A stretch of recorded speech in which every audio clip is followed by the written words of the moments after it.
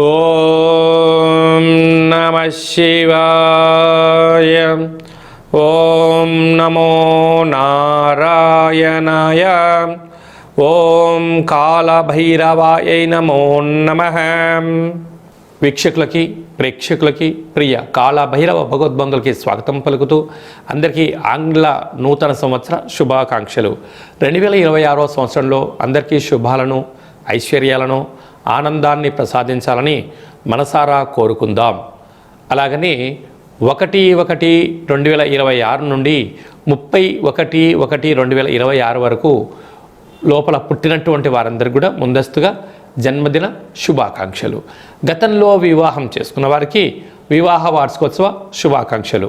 అలాగనే మకర సంక్రాంతి శుభాకాంక్షలు. సంపూర్ణమైనటువంటి నూతనమైనటువంటి మకర రాశిలో రవి ప్రవేశ సందర్భంగా ఆ మకర సంక్రాంతి యొక్క ఆశీస్సులు, హరిహరసుతుడైన అయ్యప్ప స్వామి వారి యొక్క దీప జ్వాలా దర్శనం యొక్క ఆశీస్సులు అందరిపైన ఉండాలని కోరుకుందాం. అలాగనే మనకు 18వ తారీఖున ఆదివారం అమావాస్య. అలాగనే అమావాస్య రోజు ఎలాంటి విధి విధానం పాటించడం వలన ఐశ్వర్యం కలుగుతుందో కూడా తెలుసుకుందాం. అలాగనే మాఘమాస శుద్ధ పంచమి, వసంత పంచమి, మాఘ సప్తమి, రథసప్తమి, మాఘాష్టమి, కాళాష్టమిగా మనకు అనేక రకాలైనటువంటి ముఖ్యమైనటువంటి కార్యక్రమాలు ఉన్నాయి కనుక అందరికీ శుభాన్ని, జయాన్ని, ఐశ్వర్యాన్ని ప్రసాదించాలి మనసారా కోరుకుందాం. ద్వాదశ రాశుల్లో గ్రహ గమనాల్ని వీక్షింపచేద్దాం. మిథున రాశిలో దేవగురు బృహస్పతి సంచార స్థితి, అలాగనే సింహరాశిలో కేతు సంచార స్థితి, ధనుసు రాశిలో చతుర్గ్రహ సంచార స్థితి, రవి, కుజ, బుధ, శుక్ర సంచార స్థితి, కుంభరాశిలో రాహు సంచార స్థితి, మీనరాశిలో శని సంచార స్థితిలో ద్వాదశ రాశుల్లో గ్రహ గమనాలు ఈ విధంగా ఉన్నాయి. మీనరాశి వారికి ఆంగ్ల సంవత్సర ప్రారంభకాల సమయంలోనే రాశిలోనే శని భగవానుడు ఒకవైపు ఏళ్లనాటి శని మధ్యమ సంచార స్థితి, రాజ్యస్థానంలో చతుర్గ్రహ సంచార స్థితి ఉన్నప్పుడు, అర్ధాష్టమ గురుదోష సంచార స్థితి ఉన్నప్పుడు గ్రహదోషాన్ని ఎలా నివారించుకోవాలి, గ్రహ ఐశ్వర్యాన్ని ఎలా పొందాలో ఈ వీడియోలో సవివరంగా సంపూర్ణంగా తెలుసుకుందాం. మీనరాశిలో ఏ నక్షత్రాలు వస్తాయనగా పూర్వాభాద్ర నక్షత్రంలోని చివరి పాదమైన 4వ పాదము, ఉత్తరాభాద్ర నక్షత్రంలోని 4 పాదాలు, రేవతి నక్షత్రంలోని 4 పాదాలు కలిపితే మీనరాశి. రాశాధిపతి దేవగురు బృహస్పతి. రాశిలోనే శని సంచార స్థితి ఉండడం వల్ల ఓపిక, పట్టుదల, సహనం, సమన్వయం, సత్ప్రవర్తన, దీక్ష, సంకల్పం చేత ఉన్నతమైనటువంటి ఉద్యోగాలలో ప్రమోషన్స్, రాజగౌరవాలు, రాజసన్మానాలు పొందబోతారు. అర్ధాష్టమ గురువు కారణం వలన తల్లిదండ్రులతో, గురువులతో, అన్నదమ్ముళ్లతో, సకుటుంబ మిత్రులతో, సహచరులతో ఓపికగా ఉండగలగాలి. లేకపోతే మానసిక ఒత్తిడి, దీర్ఘకాలిక వ్యాధులు, షుగర్, థైరాయిడ్ లాంటి వ్యాధులు వచ్చే పరిస్థితి చాలా అధికంగా ఉంటుంది. తస్మాత్ జాగ్రత్త. అసలే ఇది శీతాకాలం అవడం వలన జలుబు సమస్యలు, అనారోగ్యం వెంటాడే పరిస్థితి చాలా అధికంగా ఉంటుంది. 6వ స్థానంలో విశేషంగా కేతు సంచార స్థితి ఉండడం వలన చిన్న చిన్న విషయాలను కూడా మీరు పరిగణలోకి తీసుకోవాలి. చిన్న ఆరోగ్య సమస్య కదా అని వదిలేస్తే పెద్ద పెను ప్రమాదాలకు దారితీసే పరిస్థితి అధికంగా ఉంటుంది. రాజ్యస్థానంలో ఆత్మకారకుడు రవి, రుణరోగ శత్రుకారకుడు కుజుడు, బుద్ధికారకుడు బుధుడు, రవి బుధుడు కలిసి ఉండడం వల్ల బుధాదిత్య రాజయోగం, శుక్ర సంచార స్థితి ఉండడం వల్ల విశేషమైనటువంటి ఉద్యోగము, వ్యాపారము, ఐశ్వర్యంలో బ్యాంకు లావాదేవీలు, ఆహార ఉత్పత్తులలో మంచి నాణ్యతతో కూడుకున్న జీవన ప్రయాణ గమనాలు ఉన్నాయి. ఈ పూర్ణిమ తిథి ఎందున వీలైతే రమా సహిత సత్యనారాయణ సంవ్రతము, కాళభైరవ స్వామికి స్మరణ, కూష్మాండ దీపాన్ని పెట్టడం, తెల్లజిల్లెడు వృక్షం దగ్గర దీపం పెట్టడం, తెల్లజిల్లెడు పుష్పాలతో కాళభైరవునికి మాలను వేయడం వల్ల సకల అష్ట కష్టాలు తొలగిపోతాయని చెప్పి గమనించాలి. సాఫ్ట్వేర్ ఉద్యోగస్తులు, హార్డ్వేర్ ఉద్యోగస్తులు, వ్యవసాయ సోదరీమణులు, సినిమా నటీనటులకు మంచి అవకాశాలు రాబోతున్నాయని చెప్పి గమనించాలి. 1వ తారీఖు 1వ నెల 2026 నుండి 31/1/2026 వరకు ముఖ్యమైన తిథుల గురించి క్లుప్తంగా, సవివరంగా, సంపూర్ణంగా తెలుసుకుందాం. ఆంగ్ల సంవత్సరము 1వ తారీఖున రోహిణి నక్షత్రము గురువారం ప్రారంభమవడం యోగదాయకం. మనమందరము తప్పకుండా కళవు వెంకటేశ్వర వెంకటేశ్వర స్వామిని స్మరిద్దాం, ధ్యానిద్దాం, నూతన జీవితానికి స్వాగతం పలుకుదామని చెప్పి గమనించాలి. 10వ తారీఖున అష్టమి తిథి. తప్పకుండా కాళభైరవ స్వామి యొక్క దీపం వలన ఐశ్వర్యం, ఆనందం కలుగుతుందని చెప్పి గమనించాలి.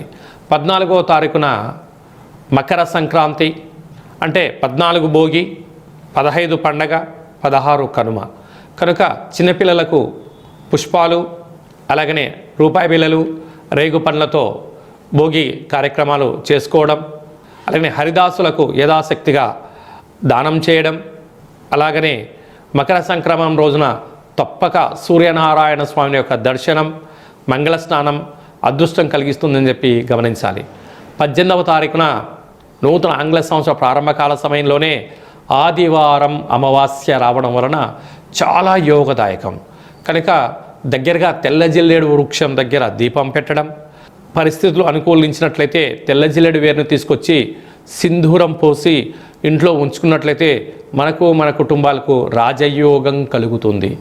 అలాగనే ఈ ఆదివారం అమావాస్య సందర్భంగా మనము కాళభైరవ స్వామి స్మరణ, ధ్యానము, దీపము, అంటే ఈ దీపాన్ని, నారికేల దీపాన్ని ఏర్పాటు చేసినట్లయితే లక్ష్మీ కటాక్షం, పిండి దీపాన్ని పెట్టినట్లయితే ఐశ్వర్యం, ఆనందం, గుమ్మడికాయ దీపం పెట్టినట్లయితే నరదృష్టి, శత్రు ప్రభావం తొలగిపోతుందని చెప్పి గమనించాలి.